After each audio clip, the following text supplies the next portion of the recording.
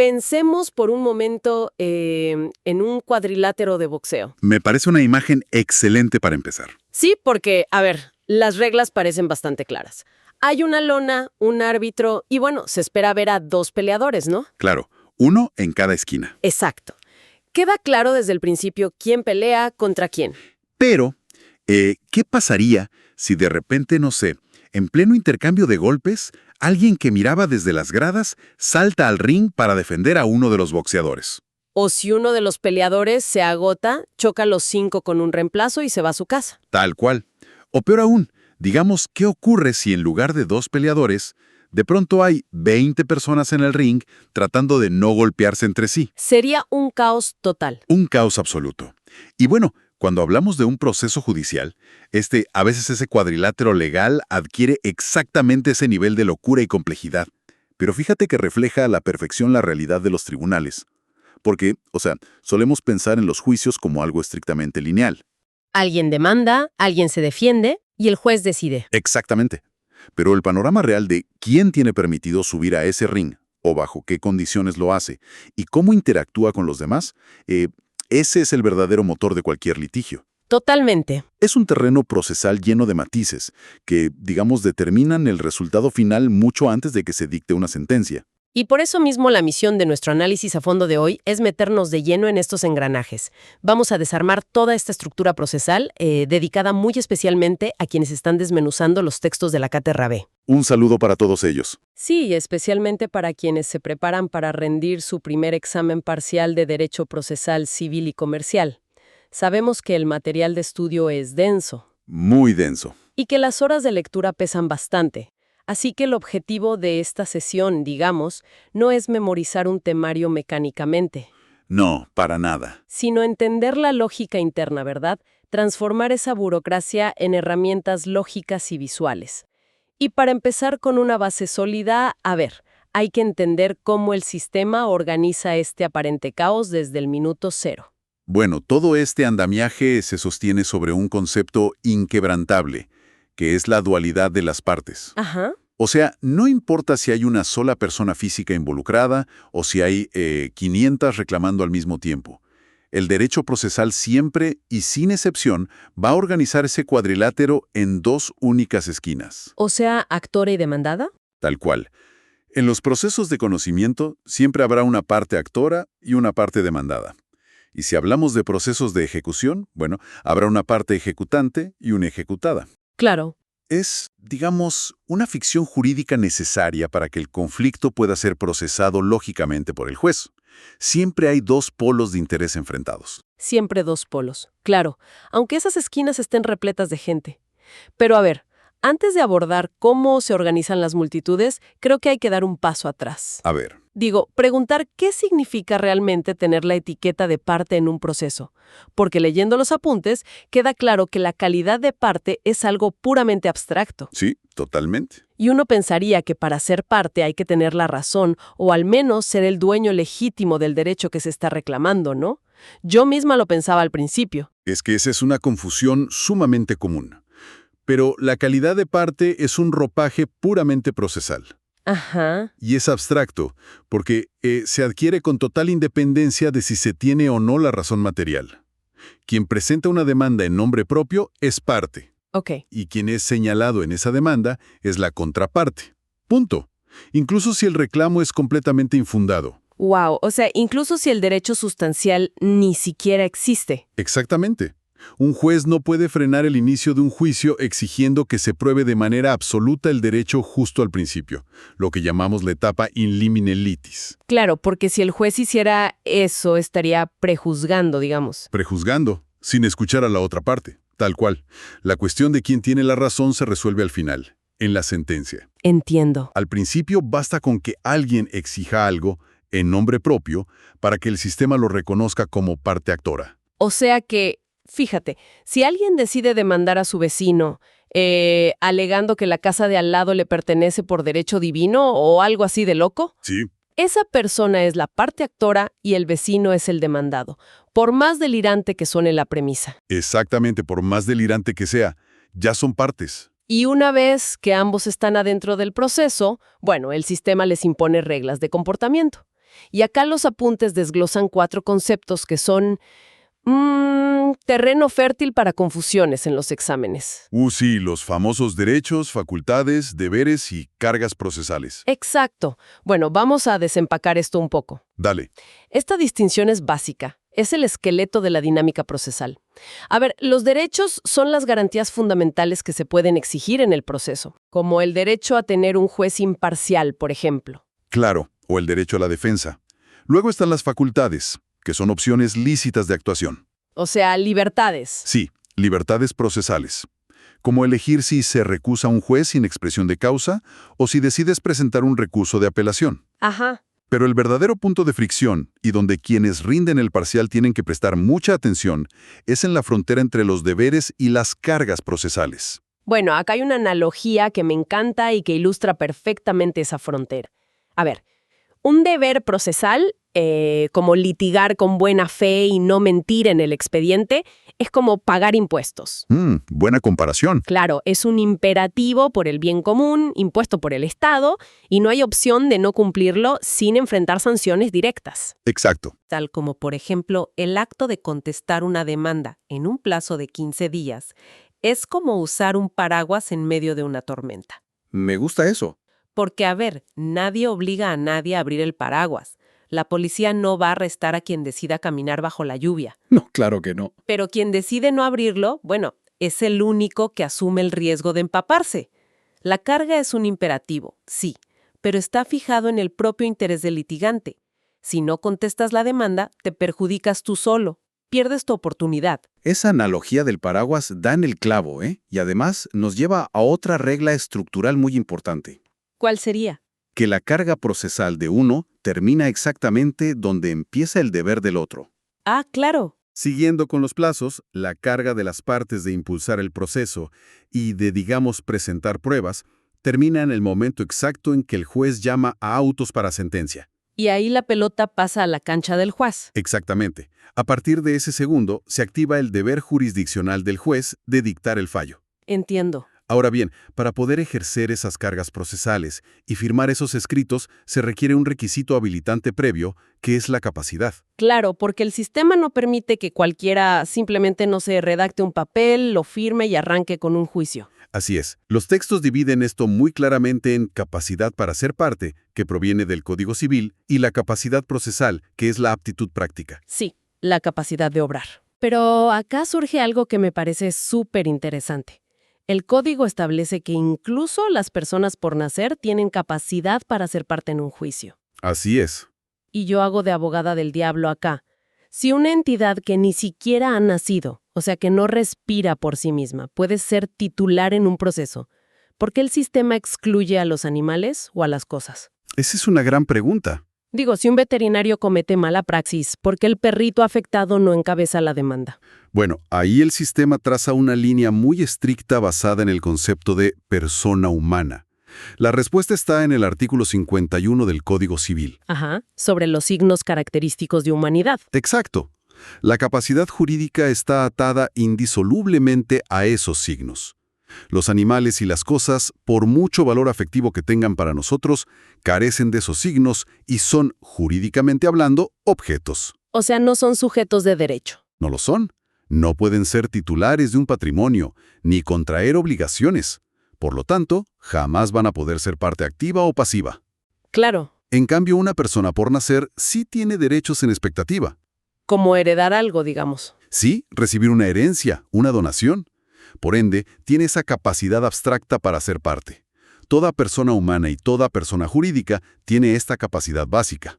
Pero tener esa capacidad abstracta para ser parte no se traduce en poder caminar por los pasillos de tribunales y firmar la demanda. No. Ahí es donde entra la capacidad procesal, la capacidad de hecho. Exacto. Y la premisa general ahí es que la capacidad plena es la regla, y las incapacidades son la excepción. Ok, Y al ser excepciones, son taxativas, no se pueden inventar. Existen los incapaces absolutos, que no pueden actuar por sí mismos en la arena judicial como las personas por nacer, los impúberes, las personas declaradas dementes. y los sordomudos que no saben darse a entender por escrito, ¿verdad? Tal cual. Para que sus derechos no queden indefensos, el sistema exige que actúen a través de representantes legales. Padres, tutores, curadores, pero también hay restricciones relativas, y ese es un terreno lleno de matices para el examen. Muy importante para el parcial, ¿sí? Por ejemplo, los menores adultos que, si están emancipados, adquieren la capacidad para litigar solos. Sí. O los fallidos, las personas en quiebra, que pierden su capacidad procesal, pero ojo, únicamente respecto a los juicios sobre sus bienes desapoderados. Exactamente. Porque si se quieren divorciar, mantienen su capacidad procesal intacta para esa cuestión personal. ¿Sí? O los penados a más de 3 años de prisión, a quienes se les restringe la administración de sus bienes. Claro, y todo este mapa nos empuja a la siguiente pieza del rompecabezas. Si el titular no puede manejar su propio juicio, alguien más tiene que tomar el volante. Y ahí entramos de lleno en la representación procesal. El sistema prevé 2 grandes canales, la representación legal y la voluntaria. A ver, La legal es la que acabamos de mencionar para los incapaces, o para darle una voz física a las personas jurídicas. Es una imposición de la ley. como el presidente de una SA, por ejemplo. Exacto. La voluntaria, en cambio, es cuando una persona adulta y capaz decide otorgar un mandato a un apoderado para que actúe en su nombre, por conveniencia, por distancia. Y dentro de este esquema, los textos subrayan algo clave: el patrocinio letrado obligatorio. Porque, a ver, alguien podría pensar, oye, soy mayor de edad, soy capaz, voy y presento mis propios papeles. Claro, pero el sistema lo prohíbe explícitamente, ¿Por qué? para garantizar el principio de igualdad de armas. El derecho procesal está lleno de trampas preclusivas. Si un ciudadano común se enfrenta a un equipo de abogados corporativos, la desigualdad sería absoluta. Sería una masacre procesal, básicamente. Literalmente. Por eso la ley exige que un abogado matriculado asista y firme conjuntamente todos los escritos importantes. Es un filtro de calidad. Ahora, un detalle. Sin importar quién firme, sea el representante o el abogado, la parte en el proceso sigue siendo el representado, ¿no? Siempre. Los efectos de la sentencia recaen sobre el patrimonio del cliente, nunca sobre el abogado. Bien. Y ese apoderado voluntario igual no está atado al expediente para siempre. Hay razones por las que cesa la representación. Claro, si le revocan el poder, si termina la causa, si el cliente fallece. O si el abogado renuncia. Sí, aunque ahí tiene que seguir actuando hasta que el cliente consiga un reemplazo, para no dejarlo indefenso. Entiendo. Pero, y aquí es donde se pone realmente interesante la cosa, la verdadera complejidad surge cuando no cambia el representante, sino que cambia la parte misma en medio del proceso. La sucesión procesal. Claro. A ver, yo leo el apunte y dice, si uno vende un auto, lo vende y punto. Pero si ese auto está en un litigio y uno intenta ceder su lugar en el juicio al comprador, ocurre una sucesión procesal. Pero, y acá está mi duda, solo si la contraparte da su consentimiento expreso. Sí, así es. ¿Por qué mi oponente en el juicio tiene derecho a opinar sobre un negocio que yo hago con mis cosas fuera del tribunal? Es una excelente duda. Lo que pasa es que el derecho procesal tiene que evitar que los litigantes empeoren la situación estratégica de sus rivales en medio del combate. A ver, explícame eso con un ejemplo. Imagínate que un actor interpone una demanda millonaria. El demandado sabe que va a ganar y que le van a imponer las costas al actor. Ok, sabe que el actor tiene plata para pagar. Exacto. Es solvente. Pero de repente, este actor le cede su lugar en el juicio a un tercero que no tiene un centavo. Un insolvente total. Ah, claro, una maniobra sucia. O le cede lugar a alguien que vive en otro país, complicando las notificaciones. Para blindar a la contraparte contra esto, la ley exige su conformidad. Si no consiente, el vendedor original sigue sentado en la silla de parte, asumiendo los riesgos. O sea que en la sucesión procesal hay un cambio físico real. Alguien sale y otro entra en su misma silla, y el proceso sigue. Exactamente. Pasa cuando cedes derechos o cuando alguien fallece y entran los herederos o en fusiones de empresas. Queda clarísimo. Pero ¿cómo opera entonces la sustitución procesal? Porque los manuales las ponen juntas y es muy fácil confundirse. Sí, es una trampa clásica de parcial. La distinción es brillante, fíjate. En la sustitución, la estructura original de las partes no cambia. No entra ni sale nadie. ¿Ok?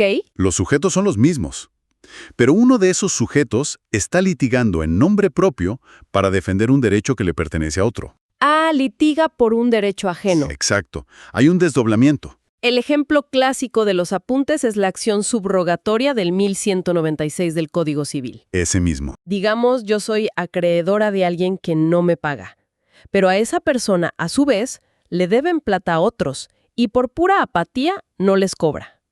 La ley me permite a mí sustituir procesalmente a mi deudor. Tal cual. O sea, yo demando en mi nombre a los deudores de mi deudor para que la plata entre a su patrimonio y yo pueda cobrarme. Perfectamente explicado.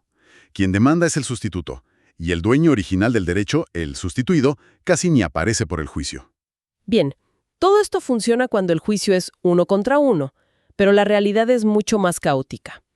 ¿Qué pasa cuando hay una multitud demandando al mismo tiempo? El famoso litis consorcio. Claro, imagínate un derrame tóxico que contamina un barrio. Si 300 vecinos presentan 300 demandas individuales contra la fábrica, los juzgados colapsan. Sí, se paraliza el sistema. Por eso existe el litis consorcio, que significa básicamente compartir la suerte del litigio. Ajá. Puede ser activo si hay muchos demandantes, pasivo si hay muchos demandados, o mixto, y también originario o sucesivo.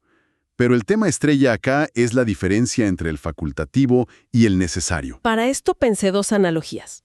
Entonces, ¿qué significa todo esto? A ver, el litis consorcio facultativo es como compartir un viaje en Uber, digamos. A ver, 3 desconocidos se suben al mismo auto porque van en la misma dirección. Lo hacen por economía, ¿no? economía procesal, sí. Pero cada uno conserva su independencia. Uno se baja a las 3 cuadras, el otro sigue, y cada uno paga lo suyo. Exacto. El litis consorcio necesario, en cambio, es como una carrera de 3 piernas. Tienen los tobillos atados. O cruzan la meta juntos al mismo tiempo o caen al piso y ninguno gana. No hay independencia. Es brillante. En el facultativo, aunque viajen juntos en el expediente, cada uno tiene un derecho autónomo. Como los hijos que demandan por un accidente de su padre. Podrían ir por separado, pero van juntos. ¿Y si uno quiere arreglar con la aseguradora y bajarse del juicio, puede hacerlo? Totalmente. Y la sentencia puede ser distinta para cada uno. Pero en el necesario, esa autonomía no existe. El objeto es único e indivisible. ¿Cómo atarse los tobillos? Tal cual. El ejemplo clásico es el juicio de filiación. Involucra un vínculo inescindible entre el presunto hijo, la madre y el presunto padre. No puedes dictar sentencias sin escuchar a todos. La sentencia tiene que ser la misma para todos. O sea, o ganan todos o pierden todos. Y si a la parte actora se le olvida incluir a alguien obligatorio, ¿qué pasa? Ahí el juez debe integrar la litis de oficio, o sea, paraliza todo y manda a citar al que falta. Porque si dicta sentencia sin esa persona, todo es nulo por violar la defensa en juicio. ¡Wow! Paraliza la carrera hasta que todos estén atados. Ahora, en el facultativo, si hay 50 vecinos demandando a la fábrica con abogados distintos, mandar traslados sería una pesadilla burocrática. Sí, el juzgado no da abasto. Ahí entra la unificación de personería. Exactamente. Si los intereses son compatibles, la ley permite unificar la representación en un solo abogado. Un solo escrito, una sola notificación. Simplifica todo. Genial. Bueno, tenemos el mapa de las partes, los representantes y las multitudes. Pero nos queda la última pieza. Los invitados sorpresa al cuadrilátero. La intervención de terceros. Claro. ¿Qué pasa cuando alguien de afuera se mete al juicio? Bueno, sobre la intervención voluntaria, el texto cita una frase genial de Mercader, que decía que los pleitos no son como las pilas de agua bendita en las iglesias, donde cualquiera se persigna. Me encanta. O sea, nadie entra por caridad. Nadie. Para que el juez te deje entrar voluntariamente, tienes que demostrar un interés propio y egoísta, un beneficio o un perjuicio real. Y los apuntes dividen esto en 3. El adherente simple, que entra a ayudar a una parte para no sufrir un daño de rebote. Sí, su actuación es accesoria. Luego el adherente litisconsorcial, que podría haber sido parte desde el principio pero se sumó tarde. Ese tiene mucha más autonomía. Y el principal o excluyente, que entra al ring a pelear contra los 2 originales, al mismo tiempo. Como en una tercería, cuando embargan tu casa por error en un juicio ajeno. Exacto, reclama para sí. ¿Él ya renunció? No, no puedes. Porque estás subordinada a él. ¿Y si descubro que mi amigo y su rival están haciendo trampa para perjudicarme? Ah, la famosa colusión. Ahí sí. La ley te da la facultad de vigilar y oponerse si descubres fraude. Rompes la subordinación para protegerte. Perfecto. Y por otro lado está la intervención coactiva o provocada. Cuando te obliga a entrar el juez o una de las partes, como cuando llamas a tu aseguradora. Claro. ¿Y qué pasa con el tiempo procesal ahí? Porque el tercero voluntario toma el juicio como está. Sí, pero en la coactiva es distinto. Estás obligando a alguien a entrar. Por respeto a su defensa en juicio, el proceso se suspende. Se detiene el reloj hasta que el tercero conteste la demanda y ofrezca pruebas. Y todo esto converge en un efecto masivo final, la cosa juzgada. Si entraste o te citaron, la sentencia te impacta con toda su fuerza y no puedes volver a discutirlo en otro juicio. Exactamente. Ese es el objetivo de política judicial. Resolver el conflicto definitivamente y sin dejar cabos sueltos. Bueno, viendo todo el mapa, tiene lógica. No es solo memorizar plazos caprichosos. Para nada. Cada notificación, cada integración de litis tiene un fin superior, que es asegurar que nadie pierda sus derechos sin haber podido defenderse realmente. Es el escudo contra la arbitrariedad. Una red de seguridad diseñada por humanos para humanos. Pero para quienes nos escuchan, los dejo con esto para pensar después del parcial.